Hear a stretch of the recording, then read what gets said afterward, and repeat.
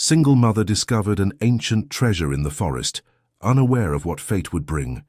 Sarah Johnson could barely hide her despair as her 4 young children played around the kitchen table. The electricity bill had arrived with a past due amount. The rent was due in 3 days, and she still hadn't managed to find a steady job since she was widowed 2 years ago. That's when she decided to take the children to play in the small forest behind her late grandma Eleanor's house, where she used to spend afternoons when she was young. What she didn't imagine was that this afternoon would change their lives forever. Ethan, just 6 years old, was running among the trees with his twin sisters, Emma and Olivia, 4 years old, while Sarah carried little Jack, 2 years old, in her arms. The boy tripped over a protruding root and started to cry. "Mom, there's something strange down here," shouted Ethan, pointing to something half buried in the ground. Sarah approached and saw it wasn't an ordinary root. There was something rectangular, partially covered by dirt and dry leaves. With trembling hands, she began digging around the object. "What is that, Mommy?" asked Emma, curious. "I don't know, sweetie. Let's see." After a few minutes of digging, Sarah managed to completely free what appeared to be an old dark wooden chest with rusty metal details. It was heavy and had an old lock, but it wasn't locked. "Is there treasure inside?" asked Olivia, her eyes shining. Sarah hesitated for a moment. That forest had belonged to the family for generations, but she had never heard of anything buried there. Carefully, she opened the lid of the chest. A golden light seemed to emanate from inside, created by the reflection of the late afternoon sun on the metallic objects within. The children approached, fascinated. "Jesus Christ," murmured Sarah, seeing the contents. Inside the chest were antique jewelry, some still shiny despite the passage of time, yellowed papers carefully wrapped in oilcloth, and what appeared to be a small porcelain doll.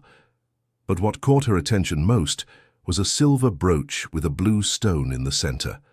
"I know this jewelry," she said to herself, her voice choked. Sarah remembered that brooch perfectly from the old family photographs that Grandma Eleanor kept in a shoebox. It belonged to great-grandmother Hope, who had passed away when Sarah was still a child. With trembling hands, she picked up the wrapped papers. They were old documents, some dated over 60 years ago. There were handwritten letters with delicate handwriting, a land deed, and birth certificates. "Mommy, why are you crying?" asked Ethan, concerned. Sarah hadn't even noticed the tears streaming down her face. Among the documents, she found something that left her completely bewildered. There were 2 identical birth certificates, both with the name Hope Johnson, but with different last names at the end. "This doesn't make sense," she murmured. Dear listener, if you're enjoying the story, please take a moment to like and especially subscribe to the channel. It really helps us who are just starting out. Now continuing. One of the certificates showed Hope Johnson Williams, the great-grandmother she knew from the photos. The other showed Hope Johnson Miller. They were identical twins born on the same day at the same time in the town of Hot Springs in upstate New York. "Grandma Eleanor never told me that great-grandmother had a twin sister," whispered Sarah. The letters were yellowed and some words had faded, but most of the content was still readable. They were love letters, written by someone named Anthony, addressed to "My dear Hope." But which one? Sarah put everything back in the chest and looked at her children, who were playing unaware of their mother's discovery. "Kids, let's go home. We'll take our discovery with us." "Is it our treasure now, Mom?" asked Emma. "I don't know, my daughter. First, we need to understand what this means." The way back to the small rented house in downtown Hot Springs was quiet. Sarah carried Jack in her arms and the heavy chest in her other hand, while the 3 older children ran ahead. Her mind was buzzing with questions. Why had Grandma Eleanor never mentioned having an aunt? What had happened to Hope Johnson Miller? And why was this chest buried in the family's forest? Back home, Sarah got the children bathed and prepared a simple dinner with the little she had in the fridge. Only after everyone was asleep did she finally find the courage to examine the contents of the chest more closely. Sitting at the kitchen table under the dim fluorescent light, Sarah carefully spread out the documents. Besides the birth certificates and love letters, there was a deed dated 1963. The document described a property in downtown Hot Springs, registered in the name of Hope Johnson Miller and Hope Johnson Williams, in equal and indivisible shares. The address made her jump from her chair immediately. "It can't be," she said aloud. She knew that address very well. It was where St. Clair Nursing Home currently operated, an institution for the elderly just 10 blocks from her house. Sarah had passed by there countless times, taking the children to the doctor since the health clinic was on the next street. She sat back down and picked up one of the letters. The handwriting was delicate, feminine, but she couldn't tell if it was from the great-grandmother she knew or the mysterious sister. "My dear Anthony, each day without you feels like an eternity. Dad remains unyielding, saying he will never accept our love. Hope is on my side, but I fear this might harm her too. I don't know what else to do." The letter was signed only with "Yours forever, E." Sarah spent the night reading the letters, trying to piece together the puzzle of this forbidden love story. From the dates, everything had happened between 1962 and 1964. The letters spoke of an authoritarian father, an impossible love, and threats of disinheritance. In the last letter she could find, dated December 1964, the tone was one of despair. "Anthony, Dad has carried out his threat. He said I no longer have a family, that my name cannot be spoken in this house. Hope tried to defend me, but he forbade any contact. I'm leaving town. I promise I'll come back one day to claim what is rightfully ours. I love you until my last breath." Sarah felt a tightness in her chest.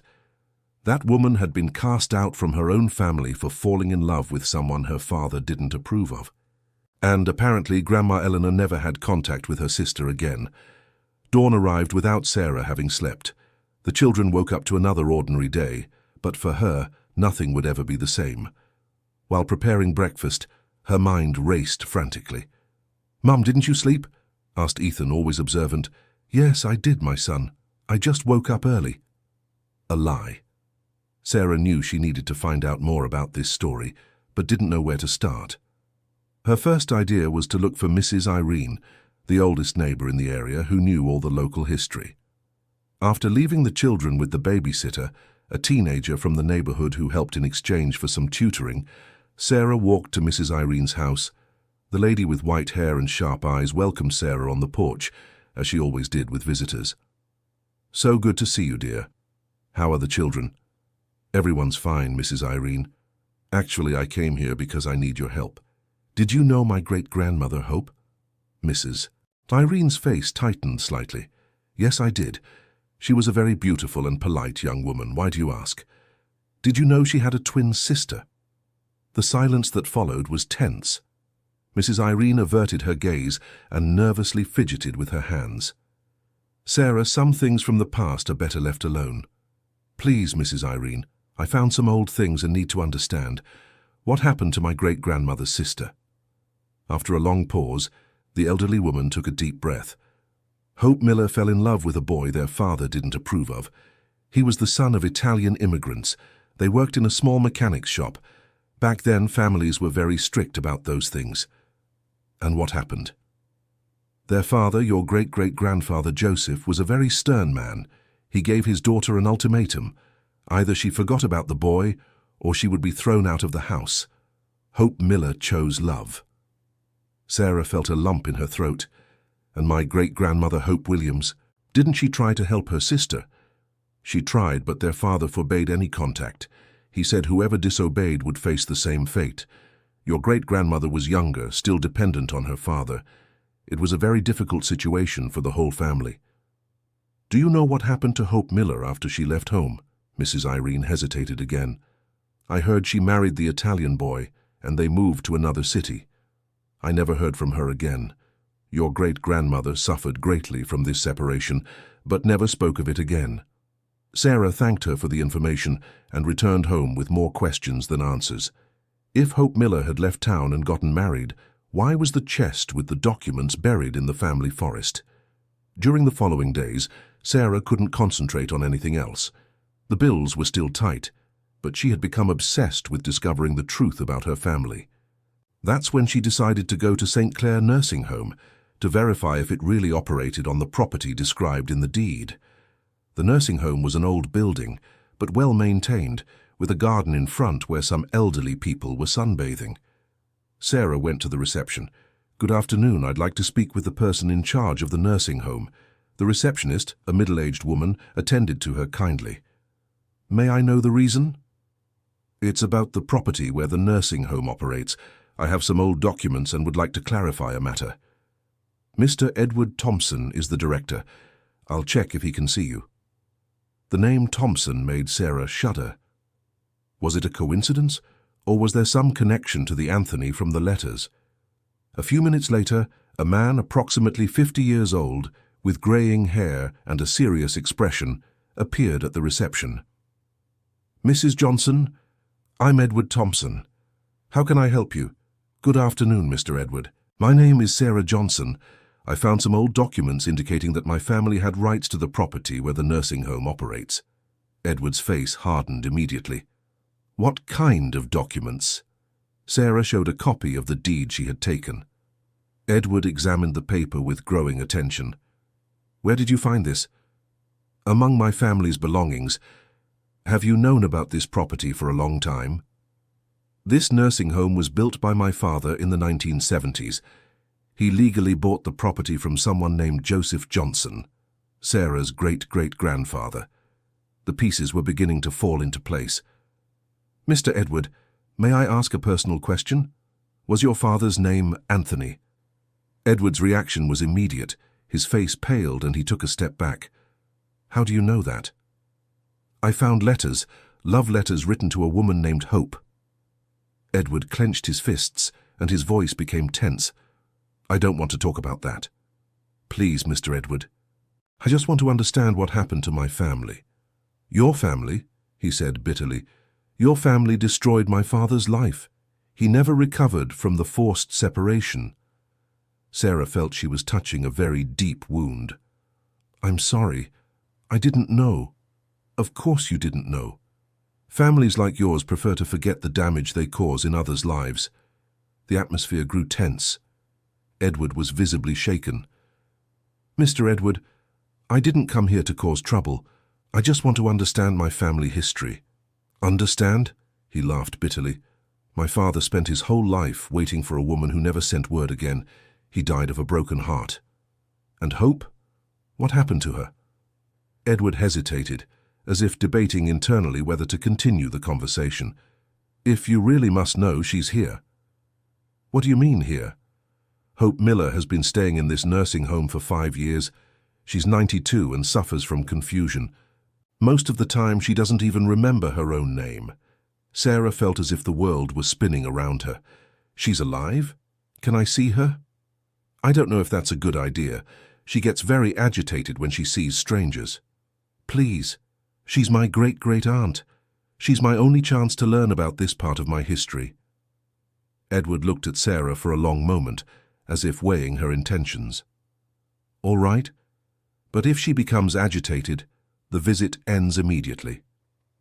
Dear listener, if you're enjoying the story, please take a moment to like and especially subscribe to the channel. It really helps us who are just starting out. Now continuing. Edward led Sarah down a long corridor smelling of disinfectant and wax. They passed a common room where some elderly residents were watching television and chatting in small groups. "She's in the private room at the end of the hall. She prefers to be alone most of the time." They stopped in front of a door with a small plaque, "Hope Miller, room 12. Edward knocked lightly and entered. "Mrs. Hope, I've brought a visitor for you." Sarah entered the room and saw a very elderly lady sitting in an armchair by the window. Her hair was completely white, tied in a simple bun. She wore a light blue dress and had her hands folded in her lap. When she looked at Sarah, her blue eyes still held a spark of intelligence despite her advanced age. "Who is this young lady, Edward?" asked Hope in a weak but clear voice. "This is Sarah Johnson, Mrs. Hope. She says she's from your family." Hope studied Sarah's face for a long moment. "Johnson," she murmured. "It's been so long since I've heard that name." Sarah approached slowly and sat in a chair beside the armchair. "Mrs. Hope, I'm the great-granddaughter of Hope Johnson Williams, your twin sister." The elderly woman's face changed. A mixture of confusion, pain, and recognition passed through her eyes. Hope. My sister, Hope. Tears began to stream down her wrinkled face. Where is she? Why did she never come to visit me? Sarah felt her heart tighten. How could she tell a 92-year-old woman that her sister had passed away more than 20 years ago? She always missed you, Mrs. Hope. I wrote so many letters. I sent so many messages. Why did she never reply?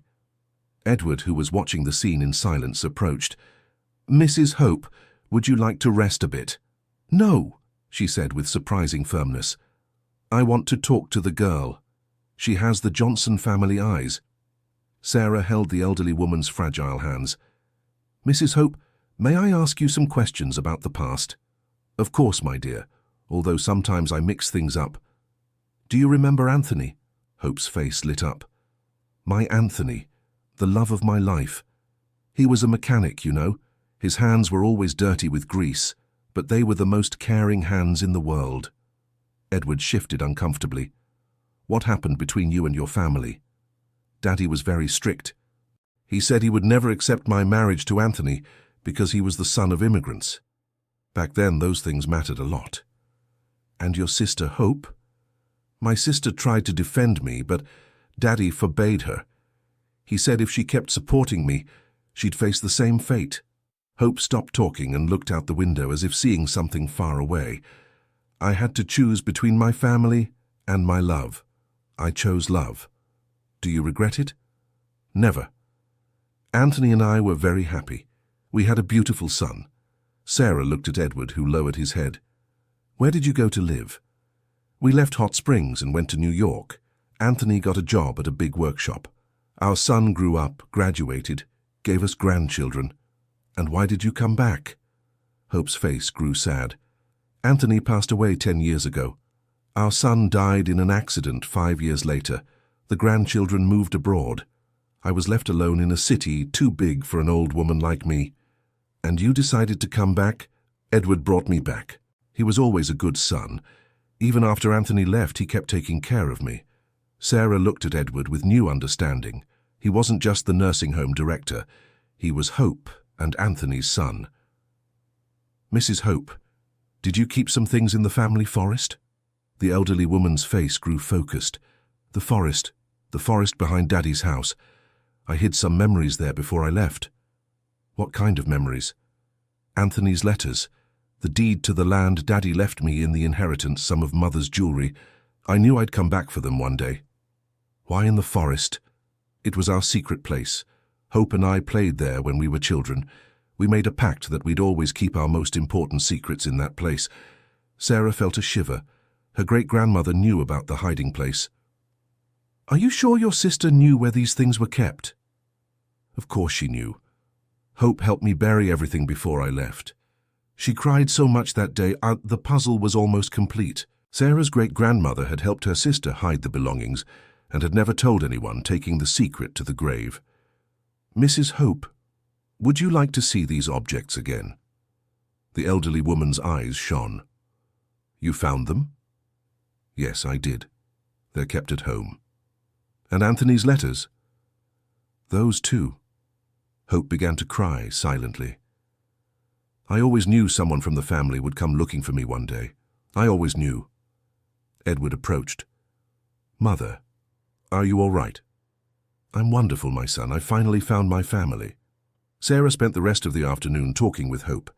The elderly woman alternated between moments of complete clarity and periods of confusion, but managed to share much about the life she'd built away from her family. When saying goodbye, Sarah promised to return the next day with her children and the objects from the chest. Edward, may I speak with you privately? They left the room and went to Edward's office. I'm sorry for how I received you this morning, he said, visibly embarrassed. I understand your reaction. It must have been a shock. My father always told me the story of his great love, but never spoke bitterly about Hope's family. He said everyone did what they thought was best at the time. And the nursing home, how did he manage to build it here? Edward sighed. My father always dreamed of returning to Hot Springs. When he saved enough money, he came back and discovered the land that belonged to Hope was being sold by her father to pay debts. Your father bought the land? He did. but he always said half of it rightfully belonged to Hope. That's why he built the nursing home, to help people like my mother who ended up alone in old age. That's very beautiful. My father was a good man. He never held grudges against anyone. Sarah looked at the deed she still held in her hands. Edward, I need to talk with my family about this. I have siblings who are also heirs. I understand, but I want you to know one thing. I won't remove my mother from here. This nursing home is her life now. We don't want to harm Mrs. Hope. We just want to understand our rights. We'll see how things unfold. Sarah returned home with her head spinning. In 2 days she had discovered a great-great-aunt she didn't know existed, a possible claim to a valuable piece of land, and a love story that had divided her family for decades. The children greeted her with their usual curiosity. "Mom, did you find out who the chest belonged to?" asked Ethan. "Yes, I did, my son. It belonged to your great-great-aunt Hope."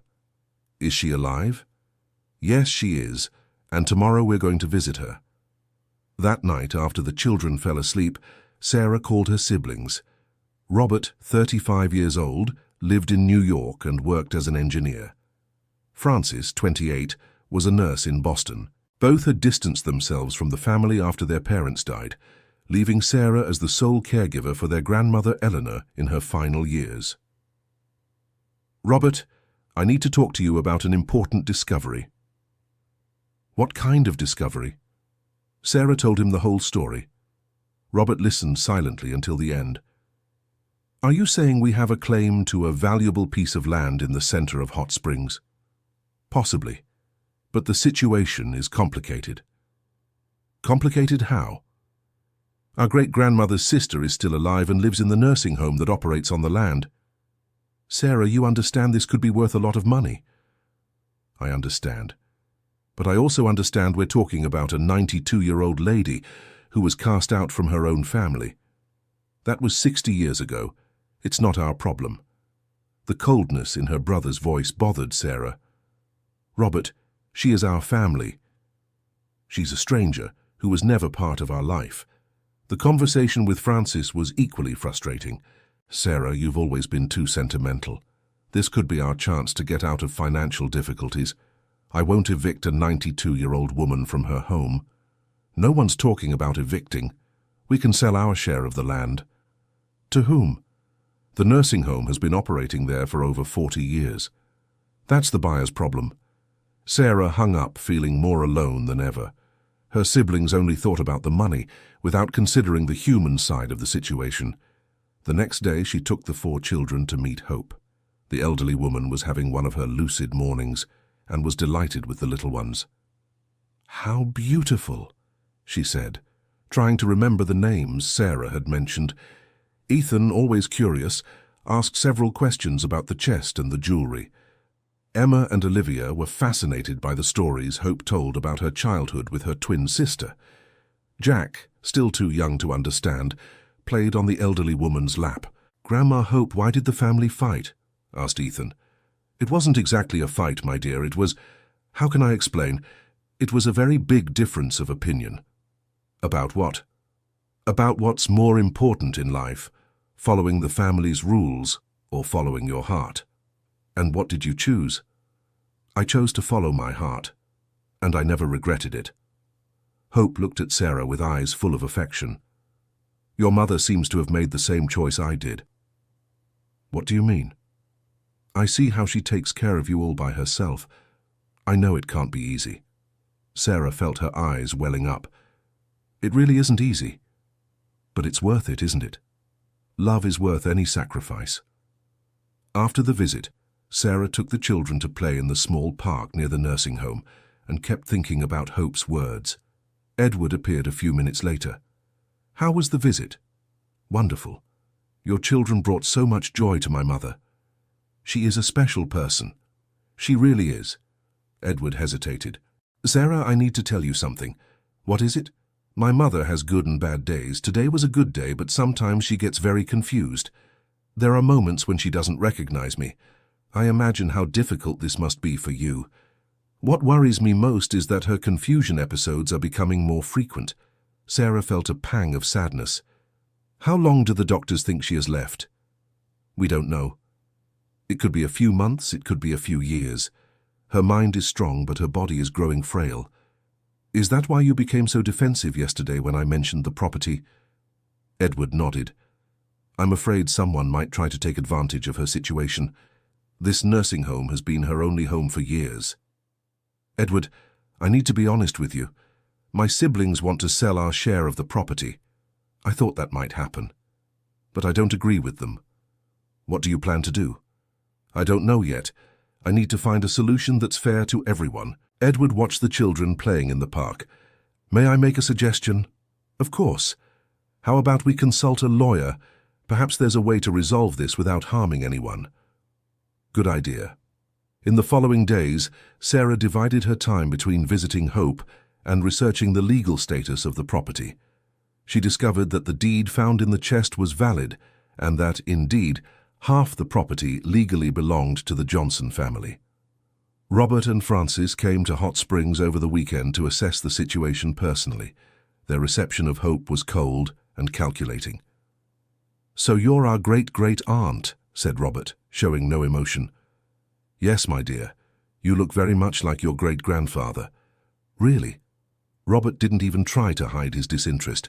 Francis was even more direct. Mrs. Hope, do you understand we have legal rights to the property where this nursing home operates? The elderly woman became confused. What property? The property that belonged to your father and was left to you and your sister in the inheritance. Oh yes, the property.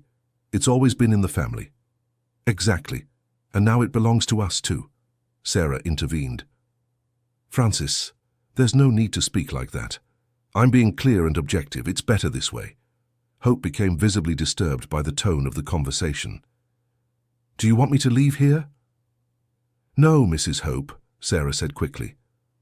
No one wants you to leave. No? Asked Robert. Because I thought that's exactly why we were here. The tension in the room became unbearable. Edward, who had stepped out to give the family privacy, returned upon hearing raised voices. Is there a problem? None, said Francis. We were just clarifying the legal situation. Edward looked at Hope, who was visibly agitated.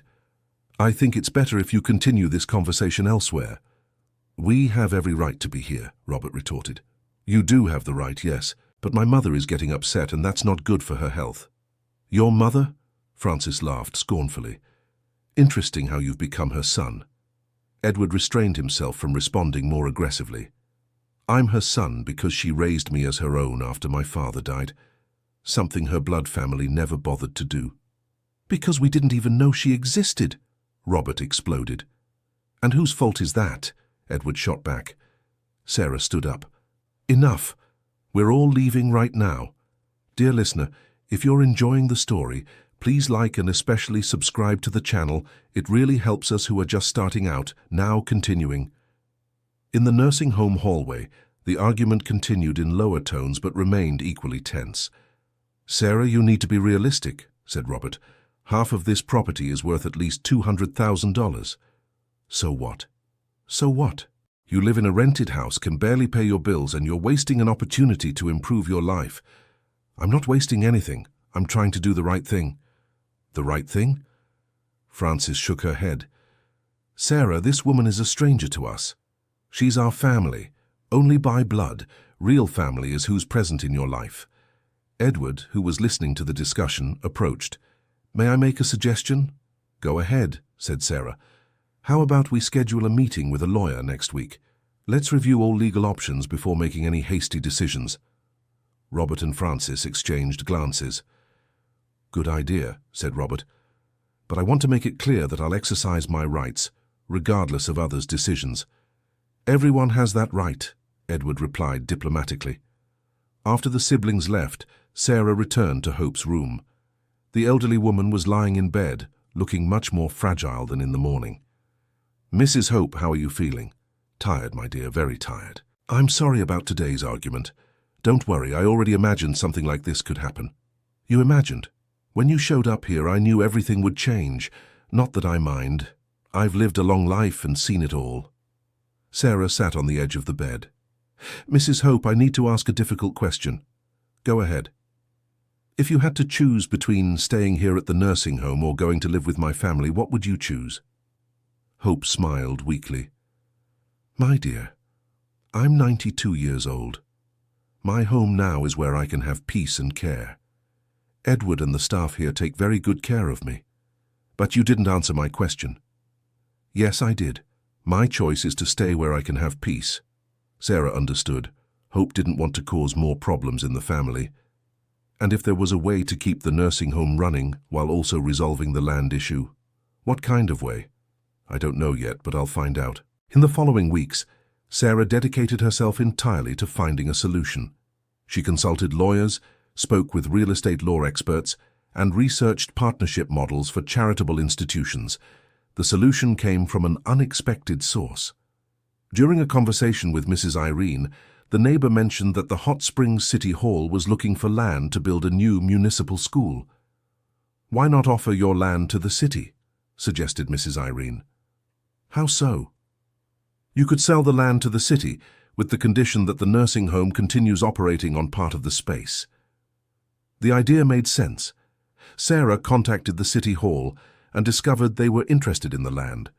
The offered amount was fair and would allow each heir to receive a significant sum. The condition Sarah imposed was that half the land would continue being used for the nursing home, while the other half would be designated for the municipal school. Robert and Frances accepted the proposal immediately. Edward also agreed, seeing it was the best solution for everyone. The legal process took a few months but was finally completed. Sarah received her share of the inheritance and managed to buy her own house for herself and the children. More importantly, Hope could continue living at the nursing home without any worries. During this period, the relationship between Sarah and Edward deepened. He became a constant presence in her life and the children's, who adored him. Ethan, always curious, asked one day, "Mom, is Uncle Edward going to be our dad now?" Sarah blushed. "Why do you ask that?" "Because he takes care of us like a dad would." Edward, who was present during the conversation, smiled. "Ethan, what do you think about that?"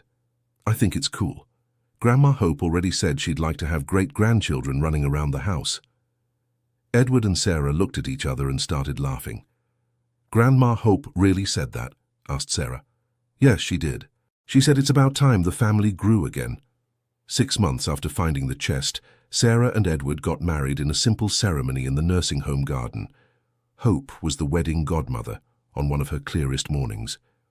"I'm very happy," she told Sarah. "My son has found a real family, and I found a bigger family than I imagined." The children adapted easily to their new life.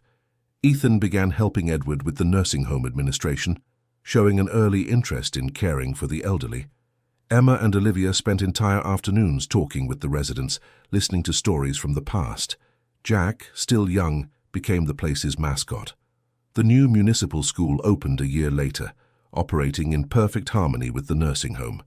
The school children often visited the elderly, creating beautiful integration between generations. Hope lived to see Edward and Sarah's first wedding anniversary. Her health had deteriorated, but she maintained increasingly precious moments of clarity. "Sarah," she said one Sunday morning, while the whole family was having lunch in the nursing home garden, "I want to tell you a secret." "What secret, Grandma Hope?" "Your great-grandmother Hope left a letter for you." "A letter? Where?" "In the forest, in the same place where you found the chest."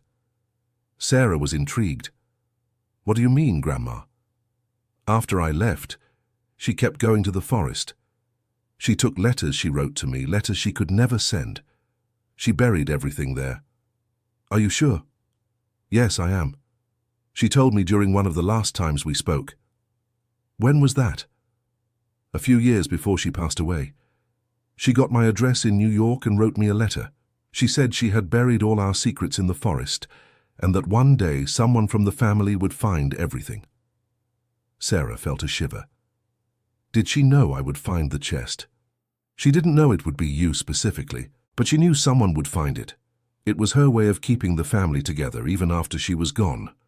That afternoon, the whole family went to the forest. Edward brought a shovel, and they started digging around the spot where the chest had been found. It didn't take long to find a small metal box buried a few meters away. Inside were several letters written by great-grandmother Hope over the years. The first letter was addressed to whoever finds this treasure. If you're reading this, it means our family has finally reunited. I spent my entire life regretting the separation from my twin sister. There wasn't a single day when I didn't think about her and the mistake I made by allowing our father to separate us.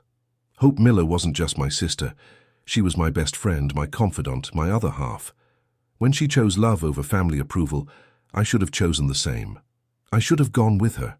Instead, I stayed afraid. Afraid of disappointing our father, afraid of losing the security of home, afraid of facing the unknown. This cowardice haunted me my entire life. If my sister is still alive when this letter is found, please tell her I never stopped loving her. Tell her I'm sorry I wasn't brave enough to choose love over fear, and if she's no longer here, I hope she was happy. I hope she lived a life full of love and laughter, free from the bonds that held us. To whoever is reading this now, don't make the same mistake I did. Family isn't just blood. It's love, understanding, and forgiveness. Take care of each other. Always choose love. With all my affection and regret, Hope Johnson Williams. Sarah finished reading the letter with tears in her eyes. She looked at Hope, who was sitting in a wheelchair next to Edward. "Grandma Hope, do you want me to read your sister's letter to you?" The elderly woman nodded weakly. Sarah read the letter aloud. When she finished, Hope was crying silently. "She forgave me," she whispered. "My sister forgave me. She always loved you, Grandma, and I always loved her, more than anything in the world." Edward knelt beside the wheelchair. "Mother, would you like to write a reply letter?" "Yes," said Hope with determination. "I want to write a letter to my sister." They returned to the nursing home, and Hope dictated a letter that Sarah wrote for her. "My dear sister Hope, I received your letter through our great-granddaughter Sarah, a wonderful young woman who reminded me so much of us when we were young. I want you to know that I never held resentment for the choice you made. You chose love, and that was always the right choice. I was the one who was too cowardly to do the same. I had a good life with Anthony. He was a caring husband and a dedicated father. We raised our son Edward with much love, and now he takes care of me as you would if you were here. But I always missed you. I always wondered what our life would have been like if we had stayed together, if our children would have grown up as cousins, if our families would have become one. Today, through Sarah and her children, our family has finally reunited. It's too late for the two of us, but it's not too late for the next generations. Thank you for keeping our secrets in the forest. Thank you for believing that one day someone would find them and bring our family back. Rest in peace, my sister. We will meet again on the other side. With all my eternal love, your twin sister, Hope Miller. After writing the letter, Hope asked to be taken back to the forest. There, she herself buried the letter next to the tree where the chest had been found. "Now our story is complete," she said. 3 months later, Hope passed away peacefully in her sleep on a sunny spring morning. Edward and Sarah were by her side, along with the 4 children. Her last words were, "Tell my sister I'm coming." The funeral was a celebration of Hope's life. Besides the family, many nursing home residents, staff, and community members who had been touched by her kindness over the years attended. Sarah organized a small ceremony in the forest where they planted a white rose bush at the spot where the letters were buried. A simple plaque was placed at the foot of the rose bush. In memory of Hope Johnson Williams and Hope Johnson Miller, twin sisters, reunited by love 1932-1964 and 1932-2025. Family is love, understanding, and forgiveness. The story spread through the town and reached a journalist from the regional television station who did a report on the reunification of the Johnson family. The case inspired other families to resolve old conflicts and resentments. Robert and Francis, seeing the positive impact of the story, reconciled with Sarah. Robert admitted that he had been motivated only by money and apologized for his initial coldness. "You were right, Sarah," he said during a visit. Some things are more important than money. Francis also showed remorse. When I saw how the children became attached to Grandma Hope, I understood what we lost all these years because of family pride. 1 year after Hope's passing, Sarah and Edward had their first child together, a boy named Anthony, in honor of the great-grandfather they never knew. Ethan, now 9 years old, became a great older brother, always protecting his younger siblings. Emma and Olivia developed a passion for gardening, tending to the rose bush planted in the forest and a small garden they created at school. Jack, already talking and walking, loved hearing stories about Grandma Hope and always asked to visit Grandma's tree in the forest. The St. Clair Nursing Home became a reference in the region, not only for medical care, but for the family atmosphere that Edward and Sarah managed to create. Many elderly people asked to be transferred there after hearing about the warm atmosphere of the place. The municipal school also prospered, with students developing projects to interact with the nursing home residents. One of the most successful initiatives was the Memories Project, where children interviewed the elderly and wrote their life stories. During one of the project activities, a 10-year-old student asked Sarah, "Aunt Sarah, do you regret opening that chest?" "Why do you think I would regret it?" "Because it caused a lot of problems in your family at first." Sarah smiled and looked around. She was sitting in the nursing home garden, surrounded by her children, Edward, and several elderly people who had become part of her extended family. "You know what I learned, my dear?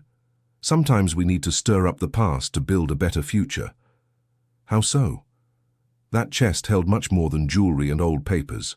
It held love, forgiveness, and a second chance for our family." The girl became thoughtful. "And if your great-grandmother hadn't buried the chest, would you never have met?" "Maybe not. But she believed that love always finds a way to bring together the people who should be together." "Do you believe that too?" Sarah looked at Edward, who was playing with little Anthony on the lawn, and at Ethan teaching Emma and Olivia how to care for the flowers. "Yes, I do. Love is the most powerful force in the world. It can break down walls, heal old wounds, and create miracles." "What kind of miracles?" "Like turning strangers into family, making forgiveness sprout where there was resentment, planting hope where there was only sadness." The student smiled. "Your story will be in our school's memory book." "I'm honored. But remember, the most important story is the one you're writing now every day with your choices and your acts of love." That night, after everyone had gone to sleep, Sarah went alone to the forest to visit the twin sisters' Hope's rosebush. The full moon illuminated the white flowers, creating an almost magical atmosphere. "Thank you," she said softly. "Thank you for keeping the secrets until someone was ready to discover them. Thank you for believing in love above all." A gentle breeze swayed the rose petals, as if it were a response from the twin sisters who had finally managed to reunite their family again. Sarah returned home with a heart full of gratitude. In just 2 years, she had gone from a lonely widow struggling to support 4 children to the center of a large, loving family.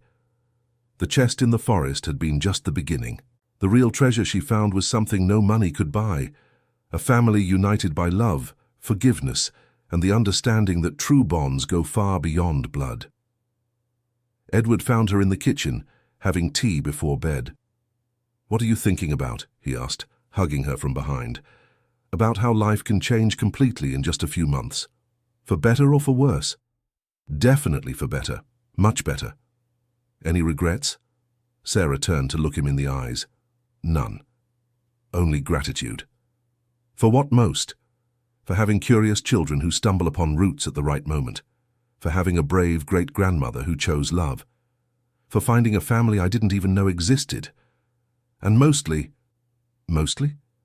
"For finding you." Edward kissed her gently. "I'm the one who should be thankful. You brought new life to my mother in her last months, and you brought true love into my life. Do you think she would be happy to see how we turned out?" "I'm sure." "My mother always said that true love has the power to heal any wound." Sarah smiled. She was right. In the children's room, Ethan was still awake, looking out the window toward the forest. "Ethan, why aren't you sleeping?" asked Sarah. "I was thinking about Grandma Hope. What about her?" Do you think she knew that finding that chest would change our entire life? Sarah sat on the edge of the bed. What do you think?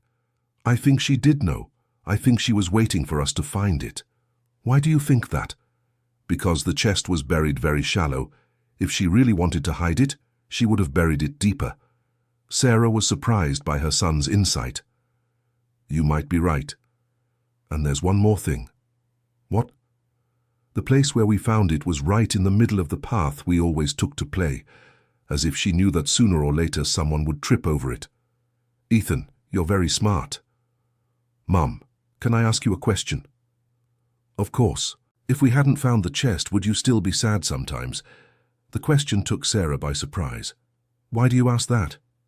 Because before finding Uncle Edward and Grandma Hope, sometimes I saw you crying when you thought we weren't looking. Sarah felt her heart tighten. My son, I was going through a difficult time. And now? Now I'm the happiest person in the world. Even when the bills come and money is tight? Even then. Because now I understand that having a family that loves each other is the greatest treasure there is. Ethan smiled. Then it was good that I tripped over that root. It was the best thing that could have happened. Mom? Yes? When I grow up, I want to take care of people like Uncle Edward does. Take care of the elderly? Yes. I want to help families find each other again. Sarah kissed her son's forehead. I'm sure you'll be able to help many people. Do you think Grandma Hope would be proud of me? She would be very proud. She always said you had a special heart. Ethan settled into bed, finally ready to sleep. Good night, Mum. Dream of good things. I don't need to dream of good things, my son. I'm living them. 5 years had passed since the discovery of the chest. The family had grown not only in number, but in bonds of love and understanding. Anthony was now a smart 4-year-old child who loved playing in the forest with his older siblings. Ethan, at 13, had truly become a young man dedicated to helping others. He created a school project to connect orphaned children with lonely elderly people, inspired by his own family's story. Emma and Olivia, now 9 years old, developed different talents. Emma became an excellent storyteller, always creating new tales based on the memories of the nursing home residents. Olivia discovered a passion for music and played guitar for the residents every Sunday afternoon. Jack, at 7, was known as the ray of sunshine of the nursing home. His cheerful and affectionate personality won over even the grumpiest elderly residents. The St. Clair Nursing Home had become a national model for comprehensive elderly care. Edward received invitations to give lectures across the country about his methodology of creating a family environment in long-term care facilities. The municipal school also prospered, becoming a reference in intergenerational education. The Student Elderly Exchange program had been adopted by several other schools in the region. Sarah, who had completed a postgraduate degree in gerontology, became the pedagogical coordinator of the school nursing home integration project. Her work had caught the attention of universities, and she frequently gave classes about the importance of family bonds in old age. Robert and Frances had moved back to Hot Springs, bringing their own families. Robert remarried and had 2 children. Frances married a fellow nurse and adopted a girl. The Johnson family now gathered every Sunday for lunch in the nursing home garden, a tradition that had begun with Hope and continued even after her passing. During one of these lunches, an unexpected visitor arrived. An elegant, well-dressed woman of about 70 approached the group. "Excuse me, are you the Johnson family?" "Yes, we are," Sarah replied. "How can we help you?" "My name is Helen Thompson. I'm Anthony Thompson's daughter." Edward nearly dropped the glass he was holding. "What did you say?" "I'm your sister, Edward. Your half-sister on our father's side." The silence that followed was absolute. Edward turned pale. That's impossible. My father never married before meeting my mother." Helen smiled sadly. "He didn't marry her, but before he found Hope, he dated my mother. When she got pregnant, my grandparents sent her to another city and forbade any contact." "And why are you here now?" "Because my mother passed away last week and left me a letter explaining everything. She always wanted me to meet my father, but never had the courage to look for him." Helen took a yellowed letter from her purse. "This letter is from your father to my mother. It was written shortly before he met Hope." Edward took the letter with trembling hands. The handwriting was unmistakably his father's. "My dear Rose, I couldn't find you anywhere. Your parents refused to tell me where you are. If you're carrying our child, I want you to know I'll take responsibility. No matter what your parents think, I love you and I love our baby. Please give me a chance to be the father our child deserves. Yours forever, Anthony." Edward finished reading the letter with tears in his eyes. "He never knew about you." "Never. My mother was sent to live with an aunt in rural Pennsylvania. I was born there and raised believing my father had abandoned my mother." "And when did you learn the truth?" "Only last week, when my mother gave me this letter on her hospital bed. She said she always wanted to tell me, but was afraid I'd judge her for lying all these years." Sarah stood up and approached Helen. "Helen, what brought you here today?" "Curiosity, mostly. I wanted to meet the family my father built, and also, I have cancer. The doctors say I have a few months left. I don't want to leave without meeting my brother." Edward immediately stood up. "Helen, do you have family? Children?" "I have a daughter, but she lives in the United States. I couldn't have more children after her." "Where are you staying now?" "At a hotel here in the city. I only came for this meeting." Edward looked at Sarah, who nodded. "Helen, you'll stay with us. We have an empty room at the nursing home, and it would be an honor to care for you." "I can't accept." "You don't even know me." "You're Edward's sister," said Sarah. "That makes you our family." Helen began to cry. "You would really do that?" "Of course we would," said Ethan, who had been listening to the whole conversation. "That's how our family works." Helen moved into the nursing home that same week. Her arrival brought a new dynamic to the house, as she had many stories to tell about the time when her father was young. "My mother kept some photos of him," she said one evening, showing old albums to the gathered family. She could never forget him. The photos showed a young, smiling Anthony, looking very much like Edward at the same age. "He really loved your mother," said Edward, looking at the images. "Yes, he did. My mother said he showed up at my grandparents' house every day, begging to know where she was." "And why did your grandparents do that?" "Prejudice. He was the son of Italian immigrants, considered inferior to marry the daughter of a traditional Pennsylvania family." Sarah shook her head. "It seems our family has a tendency to repeat the same mistakes through the generations." "How so?"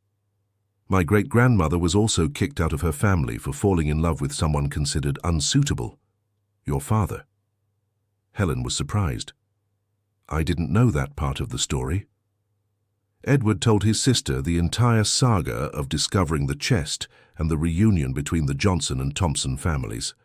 "So, in a way, we're just completing the circle our father started," said Helen. "Exactly.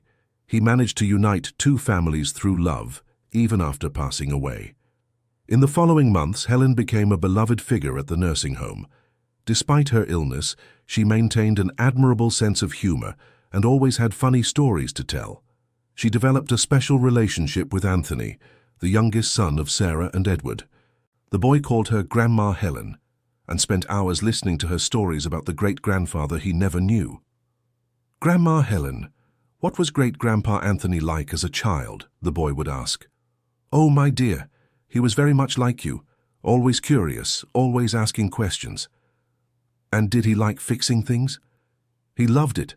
My mother said he would take apart all his toys to see how they worked inside." "Just like Uncle Ethan." Ethan, who had developed a passion for mechanics, smiled at the comparisons. "I think I inherited that from great-grandpa." "You certainly did," Helen agreed. "Talents pass from generation to generation." During her final weeks, Helen asked to be taken to the forest where it all began. She wanted to see the place where the chest was found and where the Hope sisters were symbolically buried. "This place has a special energy," she said, sitting in a wheelchair beside the rosebush. "We always feel that when we come here," Emma agreed. "It's as if the ancestors are protecting this place." "Grandma Helen, do you believe they're watching us?" asked Olivia. "Yes, I do, my dear. I believe true love never dies, it just transforms." Helen requested that her ashes be scattered in the forest, next to the rose bush. She wanted to be part of that special place forever. "Promise you'll visit me here?" she asked the children. "We promise, Grandma Helen," they replied in unison. "And will you tell my stories to your children?" "Yes, we will. Then I'll always be alive in the family's memory." Helen passed away on an autumn morning, surrounded by the entire family she had gained in the last months of her life. Her last words were of gratitude. "Thank you for giving me the family I always dreamed of having." Helen's funeral was held at the local church, but the true farewell ceremony took place in the forest. The whole family gathered to scatter her ashes around the rosebush and plant a second rosebush, this one with red flowers, in her honor. "Now we have Grandma Hope's white roses and Grandma Helen's red roses," said Anthony, "and the two stay together forever, as a family should be," Jack added. Ethan, now 15 and very mature for his age, gave a moving speech. "Grandma Helen taught me that it's never too late to find our family. She spent 70 years not knowing she had a brother, but when she found out, she didn't hesitate to come to us."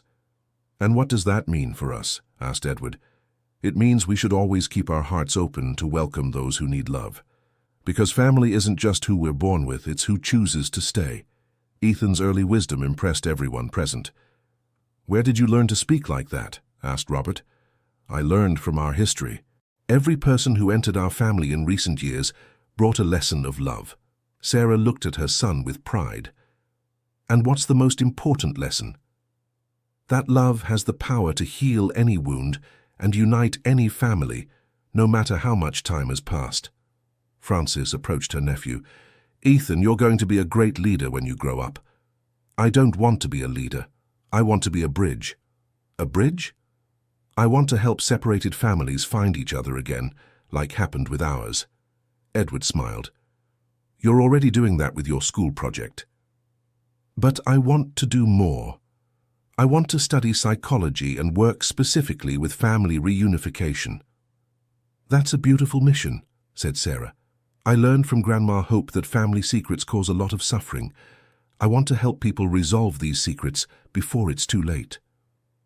2 years later, the Johnson family story gained another chapter. Ethan had created a social project called Reunited Roots, which helped families resolve old conflicts and reconcile. The project operated in a room at the municipal school and served people from the entire region. Ethan, even though still a teenager, showed a natural ability to mediate family conflicts. "How do you manage to do this so well?" asked one of the project's beneficiaries. "I've experienced firsthand how good it feels when a family reunites after being separated for a long time. I want other people to feel the same happiness we felt." The project caught the attention of the national media, and Ethan was invited to give lectures in various cities across the country. He always brought with him the story of the chest found in the forest. "It all started when I tripped over a root," he would say humorously. Sometimes the silliest accidents can lead to life's greatest treasures. During one of these lectures in New York, an elderly woman in the audience stood up. "Young man, your story touched me deeply. I also have a family separated by old fights. Would you like to share a bit about that?" "My father kicked my brother out of the house 30 years ago because he married a woman from another religion. We haven't spoken since." "And how do you feel about that?" "Regretful. My father has passed away, my brother is 70, and I'm 65. We wasted decades because of pride." "It's never too late to start over," said Ethan. "My family's Grandma Helen found her brother when she was 70 and lived the best months of her life. But how do I get in touch after so long? Start with a simple letter. Say you miss him and want to talk." 3 months later, Ethan received a letter from the woman. "Dear Ethan, I wanted to thank you for your advice. I wrote to my brother and he replied immediately. We discovered that both of us were waiting for the other to make the first move. We've already met and are planning to spend Christmas together for the first time in 30 years. Thank you for giving me courage. Your story saved my family." Letters like this arrived regularly. The Reunited Roots project had become a national movement, with volunteers in various cities helping families reconcile. Emma and Olivia, now 13, also got involved in the project. Emma wrote stories based on the cases handled, always changing the names to protect the family's privacy. Olivia composed songs inspired by the reconciliation accounts. Jack, at 11, had become the project's mascot. His charismatic personality helped break the ice in tense situations. Anthony, at 8, was already showing signs of following in his siblings' footsteps. He always asked about the families served and suggested creative solutions to their problems. "Mom, why do families fight so much?" he asked one day. "Sometimes it's pride, sometimes fear, sometimes misunderstanding. But wouldn't it be easier to talk?" "Yes, it would, my son. But people don't always manage to do what's easiest." "Why?" "Because difficult conversations require courage, and not everyone has courage. So our job is to give people courage?" Sarah was impressed by her son's insight. "That's exactly it, Anthony. Our job is to show that it's worth having the courage to win back those we love." The 10th anniversary of the discovery of the chest was celebrated with a big party in the forest. Over 200 people attended, families that had been reunited through the Reunited Roots project, staff and residents of the nursing home, students and teachers from the school, local authorities, and journalists. Ethan, now 18 and about to start university to study psychology, gave an emotional speech. 10 years ago, my mother brought us 4 here to play. I was just a curious child who tripped over a root. I had no idea that stumble would change not just our family, but hundreds of other families." The audience applauded. The chest we found held more than just old objects. It held a lesson about the power of love and forgiveness. It held proof that it's never too late to start over. Ethan looked at the white and red rose bushes, now large and in bloom. "Grandma's Hope and Helen taught us that family is who we choose to love. That blood is just blood, but love is eternal." "And what does that mean for the future?" asked a journalist. "It means we'll keep planting seeds of reconciliation, that we'll keep showing people it's worth swallowing our pride to get back those we love." Emma approached the microphone. "I'd like to read a poem I wrote about our story. Once upon a time, a buried chest, guarding secrets from the past. 2 sisters who loved each other, but whom fate kept apart. A boy tripped over a root and found more than treasures. He found the key to happiness, hidden for so many years.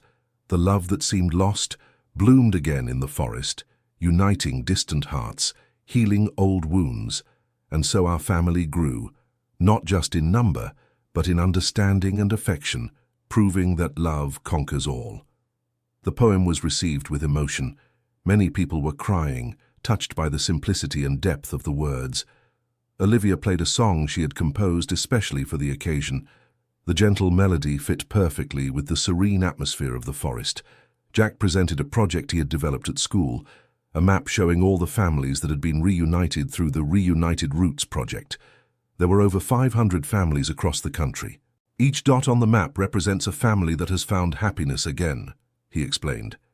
Anthony, though still a child, also wanted to participate.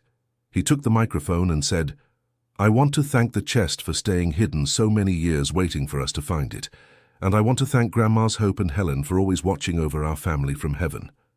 Edward was moved by his youngest son's words. "I'm sure they're proud of all of you." Sarah was the last to speak. "When we found that chest, I was desperate. A widow with 4 small children, no money, no prospects. I thought my life was over." She looked at the family gathered around her. "Today I know my life was just beginning. The chest didn't just bring a material inheritance, it brought an emotional inheritance that's worth far more than any money." "What inheritance is that?" someone from the audience asked. "The inheritance of unconditional love. The inheritance of forgiveness. The inheritance of the ability to turn pain into joy, separation into union, sadness into hope." Sarah turned to the rose bushes. "Grandma's Hope and Helen, thank you for teaching us that family is much more than blood. It's choice, it's dedication, it's being there in the hard times and celebrating together in the happy ones." The party lasted until late afternoon. Whole families played in the forest, children ran among the trees, elders told stories to the younger ones. It was exactly the kind of environment Hope and Helen would have loved to see. Different generations united by love and the joy of being together. When everyone had left, the Johnson family stayed alone in the forest for a private moment of reflection. "Mum, what do you think will happen in the next 10 years?" asked Ethan. "I don't know, my son, but I know we'll face it together as we always have." "And the Reunited Roots Project?" "It will keep growing. Every reunited family inspires other families to try too." Edward approached the rose bushes and gently touched the petals. "Sometimes I still can't believe everything that happened." "What impresses you the most?" asked Sarah. "How a decision made 60 years ago can still affect so many lives today." "The decision to keep the secrets in the forest." "That. Hope Williams and Hope Miller could never have imagined that Chest would reunite hundreds of families decades later." Ethan reflected on his stepfather's words. Maybe that's how it is with all our choices. We never know how they'll affect the future.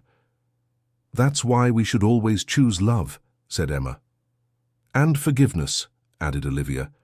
"And the courage to do what's right," Jack chimed in.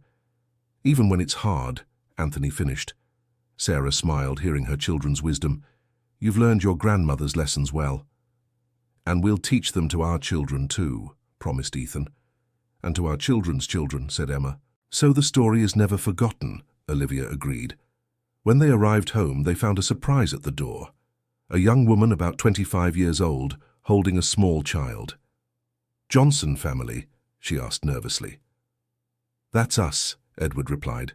"How can we help you?" "My name is Carla Thompson. I'm Helen Thompson's granddaughter." Edward was surprised. Helen's granddaughter? But she said her daughter lived in the United States. "I do. But I came to the United States to meet my grandmother's family. She wrote me many letters about you before she passed." "And this child?" "This is my son, Anthony. I named him after my great-grandfather." Sarah approached. "Carla, your grandmother would be so happy to know you came looking for us. She left something for you." Carla opened a suitcase and pulled out an album of old photographs. "These are photos of my great-grandfather Anthony and my great-grandmother Rose. Helen kept them her whole life." Edward flipped through the album with emotion. There were photos of his father he'd never seen, happy moments with Rose. "Can I keep these photos?" "Of course. Helen left everything for you. She said you were the son my great-grandfather raised with love, while I was the granddaughter he never knew." "Don't say that. You're family too." "Even though we don't know each other?" "Especially for that reason. Our family specializes in welcoming those who need love." Ethan approached Carla. "Do you have somewhere to stay?" "I booked a hotel for a few days. I just wanted to meet you and deliver the photos." "No way," said Sarah. "You'll stay with us as long as you want." "I can't." "Yes, you can. We have plenty of space at the nursing home, and you're our founder's great-granddaughter." Carla began to cry. "Helen said you were special, but I never imagined you'd be so caring." "That's how it works around here," said Anthony, the youngest. "Everyone who comes becomes family." Carla ended up staying for a month in Hot Springs. During that time, she learned the entire history of the Johnson-Thompson family and became enchanted with the Reunited Roots Project. "In the United States, we also have many separated families," she said. "Have you ever thought about expanding the project to other countries?" "We never thought that far ahead," admitted Ethan. "I could help. I work in translation and have contacts in various Brazilian immigrant communities." The idea of internationalizing the project excited the whole family. Carla offered to create an English version of the program and implement it in Brazilian communities in the United States. "It would be a way to honor Grandma Helen's memory," she said, "and to continue the mission she started when she came looking for us," Edward agreed. When Carla returned to the United States, she took with her not just the photos and memories, but a new purpose in life. 3 months later, she sent an email saying she had already reunited 5 families of Brazilian immigrants who had been separated for years. "Your method works perfectly here too," she wrote. "People just need a little bit of courage and someone who believes reconciliation is possible." The Reunited Roots project kept growing. Ethan was accepted into university with a full scholarship to study psychology. His goal was to specialize in family therapy and create even more effective methodologies for reuniting separated families.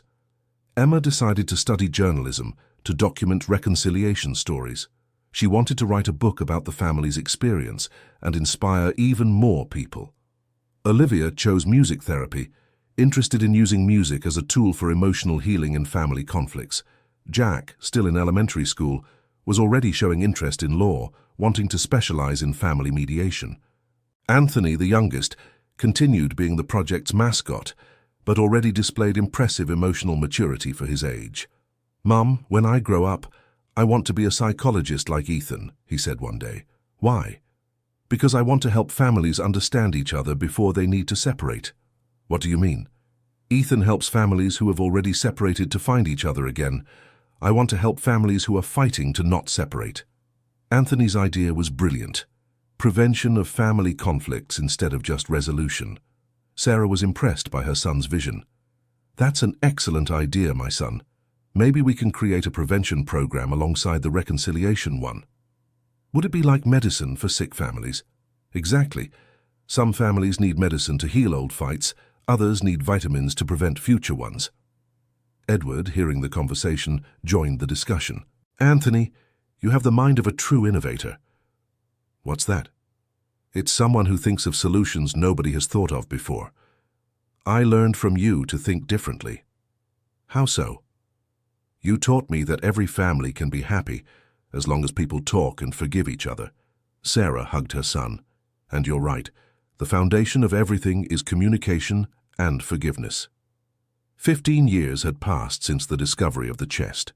Ethan had graduated in psychology and created an institute specializing in family reconciliation. The Reunited Roots Institute operated in a modern headquarters built next to the nursing home, but maintained a symbolic room in the forest for special sessions.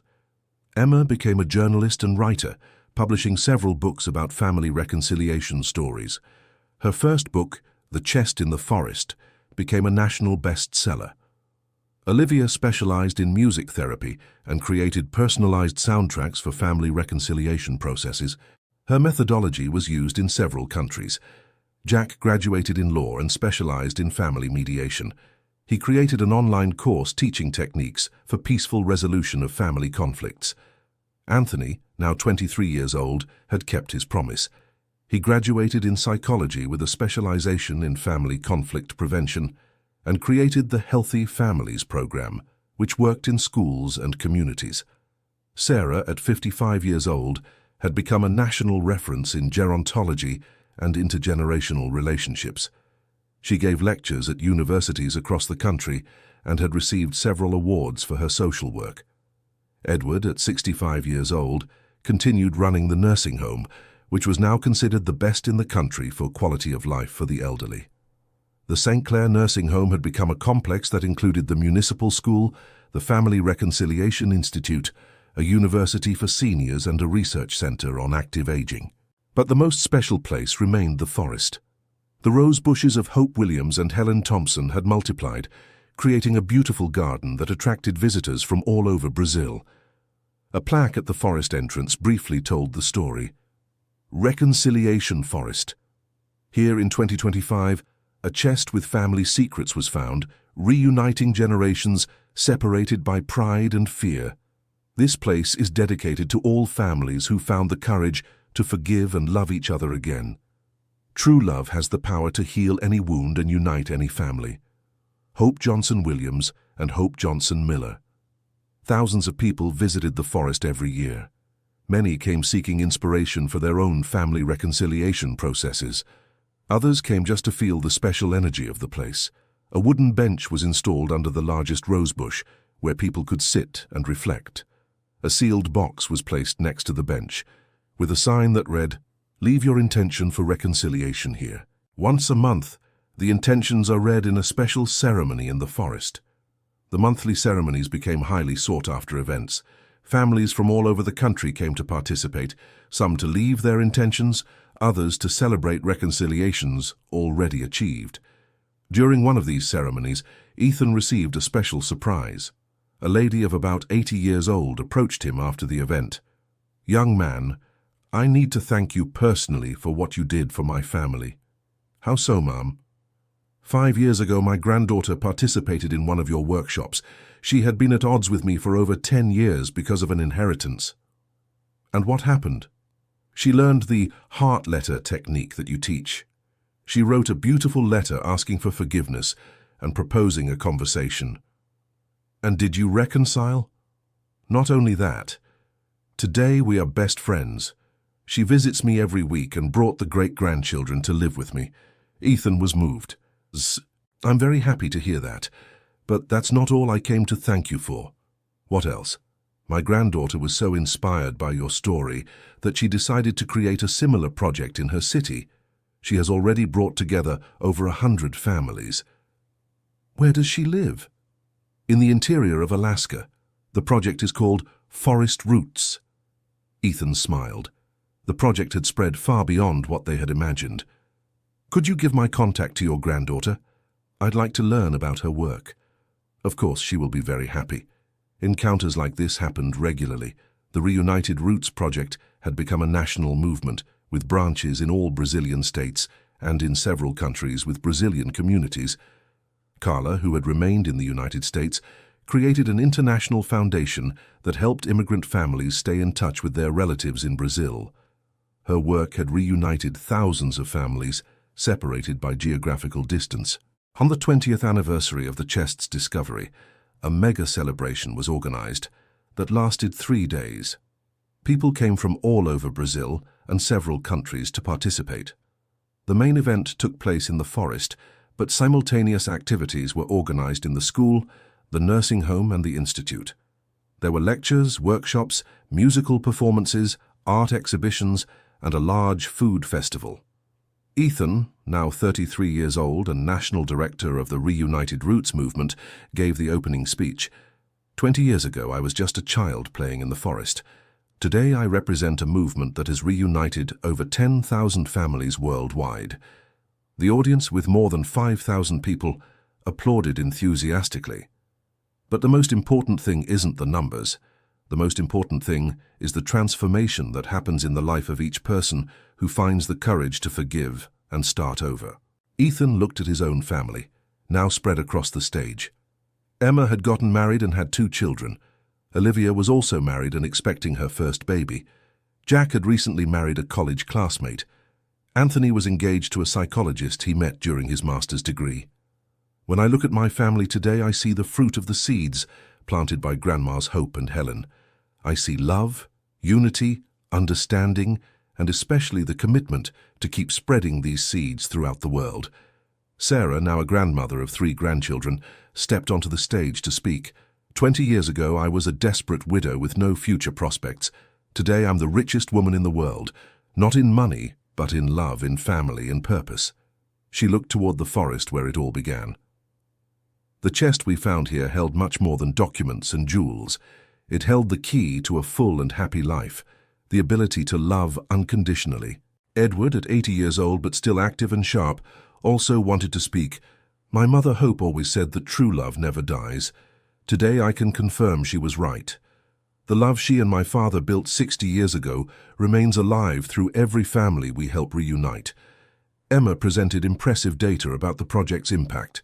In 20 years, the Reunited Roots movement has served families in every Brazilian state and in 42 countries. We have volunteers speaking 17 different languages and partnerships with universities on 5 continents. Olivia performed a symphony she had composed especially for the occasion, a musical piece that told the whole family story through melodies representing each character and every important moment. Jack presented a documentary he had produced about the movement, showing dozens of families who had reconciled over the years. Anthony spoke about future projects.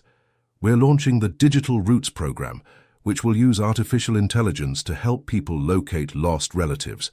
We're also creating School Roots, which will bring family conflict prevention techniques to schools across the country.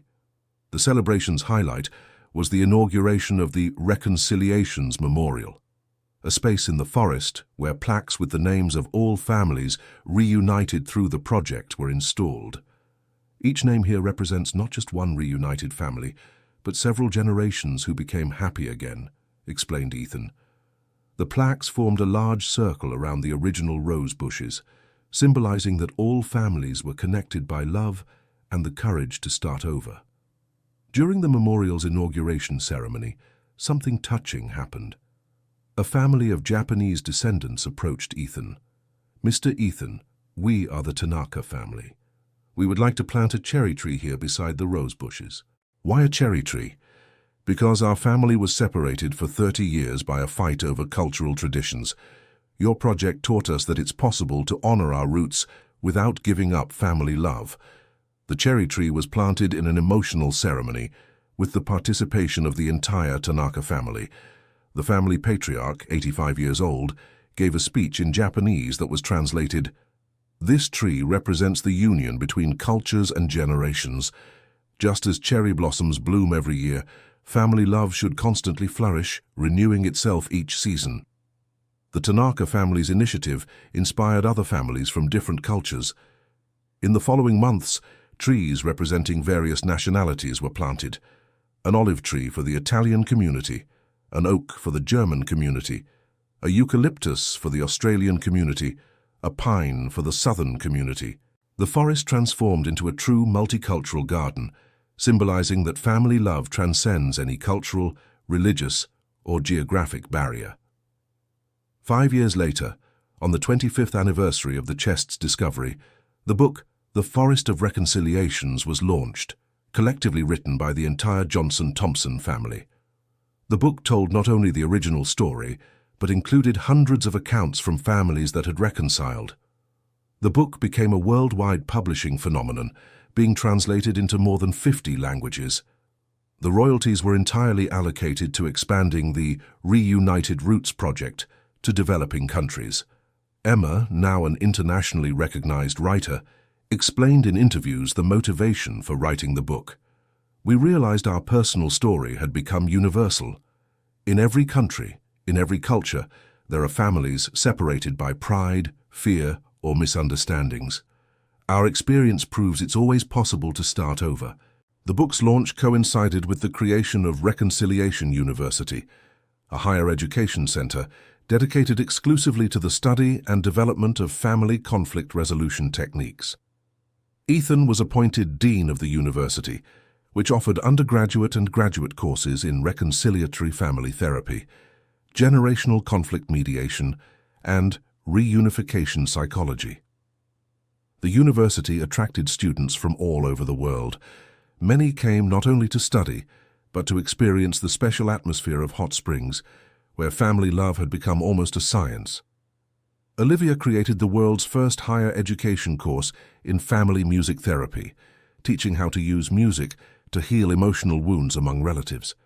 Jack developed the specialization in reconciliation law, a new legal branch focused on peaceful resolutions of family conflicts without going through the traditional judicial system. Anthony became a pioneer in scientific prevention of family conflicts, creating methodologies to identify and resolve tensions before they turned into permanent separations. During the university's inauguration ceremony, Sarah, now 65 years old, was honored with the title of Honorary Doctor in Family Reconciliation. "This honor isn't just mine," she said emotionally. "It belongs to all the great-grandmother Hopes and Helens of the world, who planted seeds of love even when they seemed forgotten." Edward, at 85 years old, also received a special tribute. The nursing home complex was renamed the Anthony Thompson Center for Intergenerational Care in honor of his father. "My father always dreamed of uniting families," said Edward during the ceremony. "Today his dream has come true in a way he could never have imagined." The center had become a worldwide model of integration between different generations. Children, adults, and the elderly lived together harmoniously, learning from one another and building bonds that transcended biological family. Visitors from all over the world came to study the Hot Springs model, which scientifically proved the benefits of intergenerational living for the mental and physical health of people of all ages. On the 30th anniversary of the chest's discovery, the small town of Hot Springs had transformed into the world capital of family reconciliation. The movement started by one family had become a global reference for peaceful conflict resolution. The original forest, now known as the International Family Peace Forest, received over 100,000 visitors per year. People from all continents came seeking inspiration for their own reconciliation processes. A special tradition was created. Every year, on the day the chest was discovered, families worldwide simultaneously held reconciliation ceremonies in their own countries. The event became known as Global Reunited Roots Day. Ethan, now 48 years old and recognized as a global authority on family reconciliation, was invited to speak at the United Nations General Assembly. Ladies and gentlemen, representatives of the nations, the story I'm about to tell began with a child tripping over a root. Today, that child is here to propose that we make family reconciliation a global priority. Ethan's speech proposed the creation of a worldwide family reconciliation program with UN support. The proposal was unanimously approved, establishing goals to reduce family conflicts in all member countries. If we can heal the wounds within our families, Ethan concluded, we will be closer to healing the wounds between nations. End of story. Now tell me what you thought of this story of overcoming and family love. Do you believe forgiveness has the power to transform lives as it did for the Johnson family? Leave your opinion in the comments and share if you've experienced any reconciliation in your own family. Did you like the story? Then leave your like and subscribe to the channel so you don't miss other touching stories like this one.